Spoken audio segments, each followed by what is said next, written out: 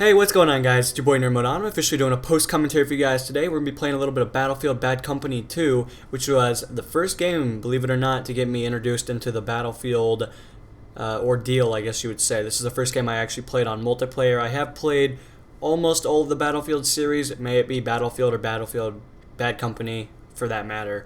But without further ado, let's of course introduce the beginning, stats and what I'm going to be using, all that good stuff that you guys are probably interested in. In this, I actually just jump right into a tank, and most of the game is me on offense, of course. Being a support player, I'm using the tank as what it's meant to be used as. I'm using it for the main purpose to destroy the other team and to push them back, or allow my team to push forward. I'm actually being a good tanker. Unfortunately, I don't think I have much unlocked in this gameplay. I mean, I haven't really played about a bunch of Battlefield Bad Company 2 in quite some time. And on PS3, when I was actually over on that side of the console, I had maxed out PS3, to be completely honest with you guys. I think in this I hit like level 21 or something of that category. And overall it was just a really good game, and I wanted to share it with you guys, and I thought we could discuss some things, and I guess without much more to say, let's jump right into it. Yesterday I actually made a video talking about what's the best class in Battlefield 3. If you guys haven't seen it, I highly recommend going and watching it. I thought it was one of my better commentaries that I've done. I thought it was more relaxed, and it kind of gave you guys more information and kind of lets you know, in my perception, which class is the best and does the most on the battlefield, or at least which one is better on certain specified maps. And for that matter, I decided that I would talk about the specifications for all four classes today. And for some of you guys that probably don't hear, specification, basically it's like your sprint, your squad perks, stuff that helps out your entire team or helps you as one centralized player if you're not above the level of 21, I think it is, or 22 when you unlock your first squad perk. And so without further ado to talk about on that, let's jump into what they are. There is quite a list of them, and I will give you guys my honest opinion about each of them, and hopefully as one team we can figure out which one is the best. And of course I'll give you which one I find to be the most effective. So you have cover, suppression, sprint, flak, explosive, frag, and ammo. And for some of you guys, maybe you don't know the whole purpose of them, or maybe you're not fluent enough to know exactly what they all do. So it's alright, I have done my research, and hopefully it's all correct. So cover is going to resist your overall suppression effect, like how much you're getting suppressed by 50%, which can make a humongous ordeal when you're getting fired upon. If you're shooting at somebody with the suppression, you're going to get an increased amount of 50% of suppression effect to the opponent, which, depending on your weapon, that can mean quite a bit. That can be game-changing. That could, in your face or your terms, make you win more gunfights. Sprint is going to give you a 10% increased mobility rate, so basically you're going to run faster. And each class in the game, believe it or not, it does not tell you this, and I actually found this out a couple of months ago, which is kind of sad. I did not realize that all the classes don't run the same speed, and it made sense in a reality term, but I never actually noticed it. So if you're using something like support, you're going to have the lowest mobility rate out of all four classes.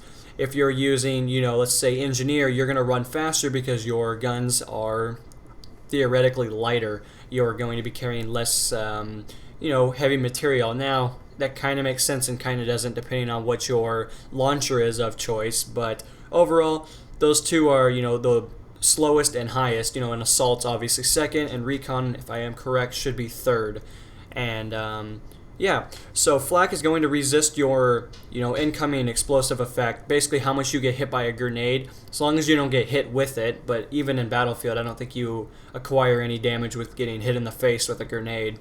It's going to decrease the explosive damage by 15%. I think that is correct. I do realize it was 10% when the game first came out, and I think back a couple months ago when that latest patch came out, 1.05 I think it is, it made it so it was increased. So back then it was 10%, now I think it's 15% if everything I looked up is correct.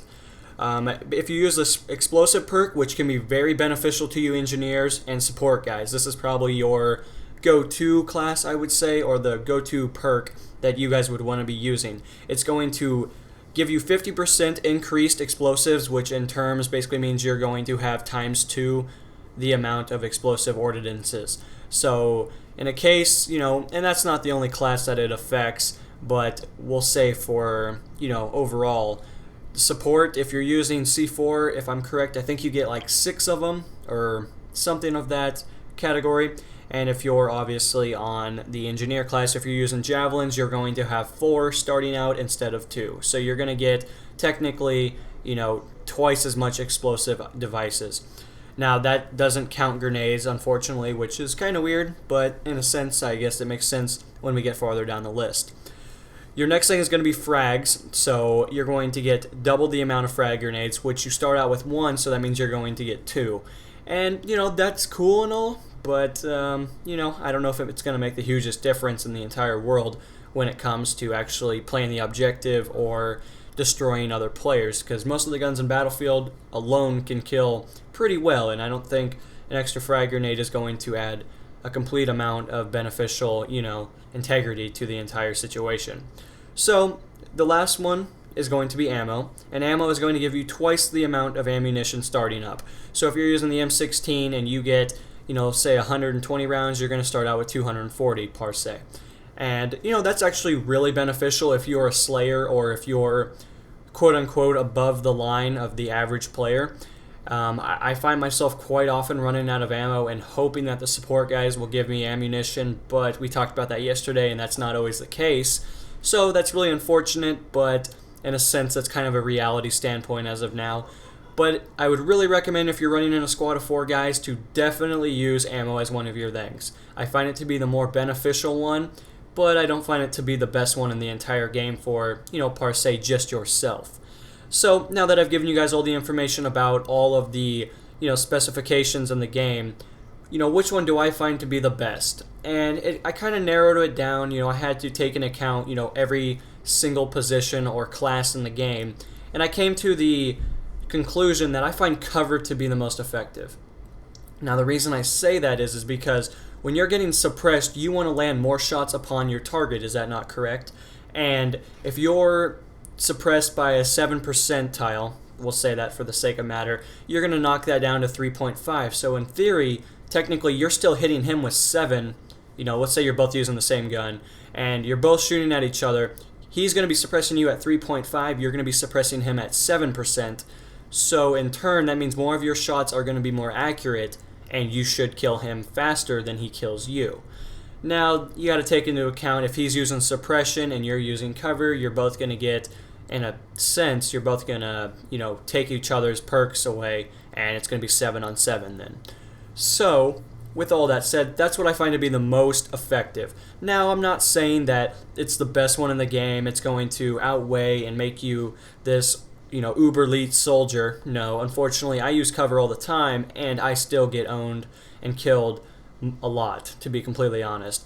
And, it's really beneficial, but if you're running in a squad of 4, this is what me and my friends use pretty much every time we play.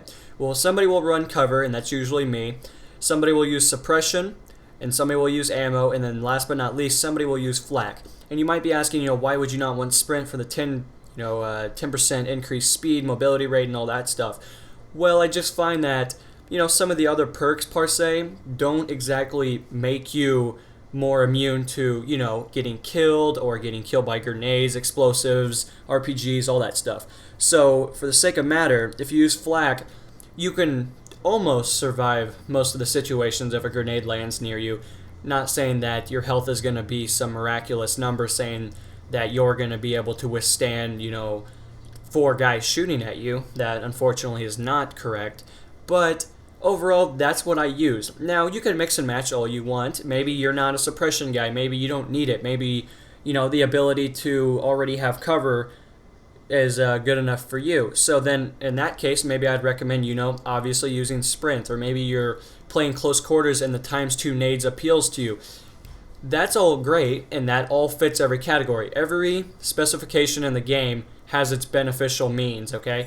So if you're playing close quarters, maybe using ammo's not going to be that effective, because situations are really close, your engagements are within arm's reach, And, it's probably not going to be the most beneficial thing in the entire world to be using something that's going to increase your, ammunition count technically by twice the percent, or twice the amount technically. So maybe in a close quarters effect, you would want to use something more along the lines of, frag, flak, cover, and maybe sprint so you can run to the objectives faster. And it all just depends on, who you're playing with, what your play styles are. If you're all like recon guys, you could probably use whatever you want. If you're a recon guy, you might want to use something like, sprint, ammo, flak, and maybe suppression, or maybe cover, maybe give up suppression for that effect. But, it obviously depends on which class you want to play. But overall, my personal opinion is going to say cover is probably the most beneficial perk in the game. And I would love to know what you guys think. I'd like to get a general opinion. Maybe you guys agree, maybe you disagree, maybe you find explosives to be a better perk. And before I forget, explosives is great if you're playing maps that have vehicles, helicopters. If you have somebody running recon that can use a SOFLAM and probably piss off the guy flying the helicopter or something, power to you. If you're going to be playing on something with vehicles, I highly recommend using explosives over anything else. Because, one, you're probably going to want 4 javelins if you're facing a helicopter. Or if you're fighting a tank, you're probably going to want, more RPGs. You could use a javelin, but a lot of people now are starting to use smoke, especially me. I get tired of getting killed by javelins all the time.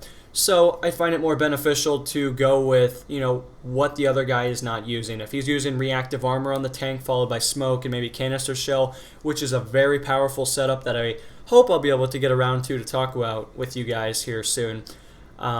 You're probably going to want to go with something like a small or an RPG because he's going to constantly be getting rid of your javelin. But, coordination in a game is top, and that's the key to success in an overall situation. So that's basically what I want to talk to you guys about. Again, I would love to know what you guys think about the matter and which one you find to be most effective from the list that I just gave you guys. But, that's really all I wanted to discuss and bring up in this Parse commentary. So, without further ado, I guess we're going to jump into my backup topic, more or less. And I kind of wanted to talk to you guys about something. I don't know if this is a, issue or maybe something that I need to discuss, but I just thought I'd bring it up. Lately, I've been letting you guys add me on Xbox Live for anyone that is maybe just stumbling across my channel currently or is a subscriber of mine. I want to play with you guys, and I don't know if some of you guys are just worried to jump in the party and, say hello or anything. I'm not trying to think that I'm something above you guys, but I for sure want to play with my Battlefield guys. If you guys want to play, for sure, send me a message or add me on Xbox Live if you have not already done so. But I would really like to play with some of you guys. I played with about 2 of you, and it went over pretty well. Unfortunately, one of you had to leave during a game back when I was on my road to Colonel 100, but that was no big deal because we won the game overall, and there was no issues there, and you gave me a heads up and everything. But I thought I'd bring it up. I've been trying to get some of you guys in my games to play, and unfortunately, sometimes you guys are busy, which I completely understand, but at the same time, some of you guys are just sitting on the game in the main menus, and I don't know if you're worried about coming in. I promise I don't bite, and I'm pretty relaxed. I'm not going to sit here and say I'm the most mellow guy in the world, but being Colonel 100 does have its benefits in the effect that I don't always need to be so rambunctious in a sense or have the ability to think above any competition or anything of that sort. So I thought I would give my general opinion on this matter. So again, if you guys want to play, hit me up on Xbox Live. I'll have my Gamertag in the description for anyone that is struggling to see it on screen or is just unaware of more or less how to come across it. So that's basically what I want to talk about, and again, hit me up. But overall, guys, I've been enjoying playing Bad Company 2. I came back and played a couple of games the other night, and I cannot believe how easy sniping is. It's kind of weird that I always hate on the sniper class and recon for the Battlefield 3 guys, but overall, I find Bad Company 2 to be more of a relaxing setting. I'm pretty objective based when I play recon. I don't sit in bushes. I'm not one of those bush Wookiees, and It's crazy. I got this really good gameplay a couple nights ago, but unfortunately it was extremely long, and I didn't really feel like editing down 30 minutes of gameplay, just because that kind of defeats the purpose. And for anyone that came over for Voiceless Fury's channel, I basically said that I upload full gameplays. That is actually correct. I try not to edit too much. If I do, it's because I have to leave halfway in the game and my guy's just sitting in some random corner. And of course, I don't want you guys to watch that. I mean, that would be a complete waste of your guys' time, and I would feel extremely bad seeing a comment saying that I was not, or I was AFK for that matter. So, just in a sense, I try to upload full gameplays. I find it to be, interesting. Sometimes it's a little low on action, but this game for sure was not low on action, as you guys will see. And you guys have probably already seen, these guys were in this building, and I was just absolutely annihilating them.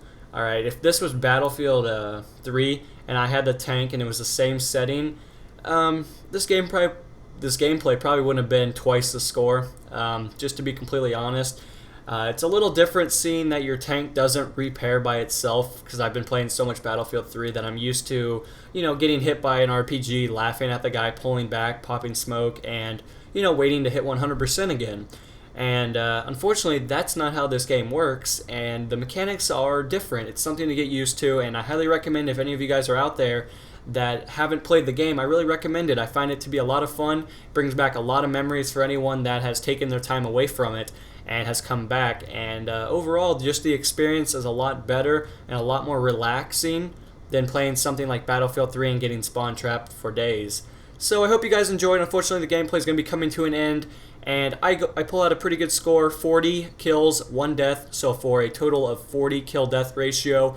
I thought, in my opinion, I played the objective to the fullest, considering that I was in the tank, and I hope you guys enjoyed, and this is going to be Nerd Mode On, signing off, and I'll see you guys in tomorrow's video. Peace.